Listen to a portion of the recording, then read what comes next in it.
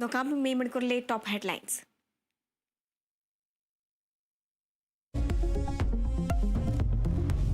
Kalamassery government polytechnic college men's ഹോസ്റ്റലിൽ വൻ കഞ്ചാവ് ശേഖരം പിടികൂടി. SFI യൂണിയൻ നേതാവ് ഉൾപ്പെടെ 3 വിദ്യാർത്ഥികൾ അറസ്റ്റിൽ. 2 പേരെ സ്റ്റേഷൻ ജാമ്യത്തിൽ വിട്ടു. ജാഗ്രതാക്കുറവുണ്ടായത് സംബന്ധിച്ച് പോളിടെക്നിക് പ്രിൻസിപ്പൽ കേസിൽ അകപ്പെടുത്തിയതാണെന്ന് യൂണിയൻ ഭാരവാഹി അഭിരാജ്.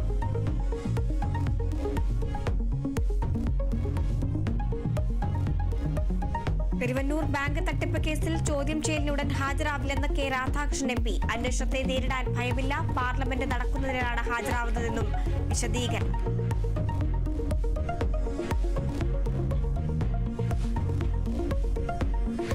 ഇടുക്കി പരുന്തുംപാറ കയ്യേറ്റത്തിൽ റവന്യൂ വകുപ്പിനെ കുറ്റപ്പെടുത്തി CPIM ജില്ലാ നേതൃത്വം. നിർമ്മാണ പ്രവർത്തനങ്ങൾക്ക് റവന്യൂ ഉദ്യോഗസ്ഥരുടെ പിന്തുണയുണ്ടായിരുന്നുവെന്ന് CV വർഗീസ്. കയ്യേറ്റം പൂർണ്ണമായി ഒഴിവാക്കണമെന്നാണ് അഭിപ്രായമെന്നും ജില്ലാ സെക്രട്ടറി.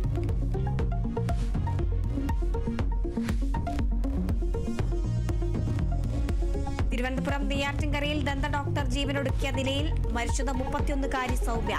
ആത്മഹത്യയെന്ന് പ്രാഥമിക നിഗമനം. അന്വേഷണം ആരംഭിച്ച് പാറശാല പോലീസ്.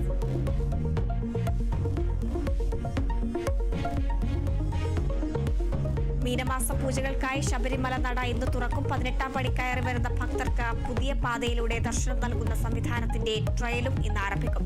ക്രമീകരണം അയ്യപ്പ ഭക്തർക്ക് കൂടുതൽ സമയം ദർശനം ലഭിക്കുന്ന രീതിയിൽ. പൂജകൾ പൂർത്തിയാക്കി മാർച്ച് 19-ന് നടയാണ്.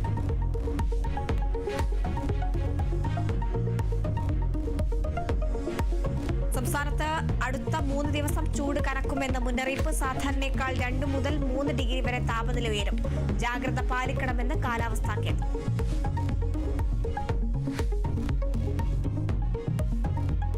സംസ്ഥാനത്ത് സ്വർണ്ണവില സർവകാല റെക്കോർഡിൽ. പവന് 880 രൂപ വർദ്ധിച്ച് 65,840 രൂപയായി. ഗ്രാമിന് 8,230 രൂപയിലെത്തി.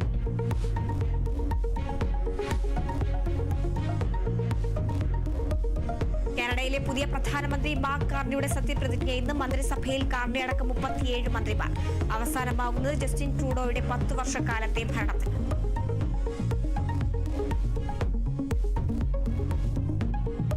അക്സർ പട്ടേൽ ഡൽഹി ക്യാപിറ്റൽ നായകൻ. തീരുമാനം KL രാഹുൽ ക്യാപ്റ്റനാകാൻ വിസമ്മതിച്ചതോടെ ഡൽഹിയുടെ ആദ്യ മത്സരം ലക്നൌവിനെതിരെ.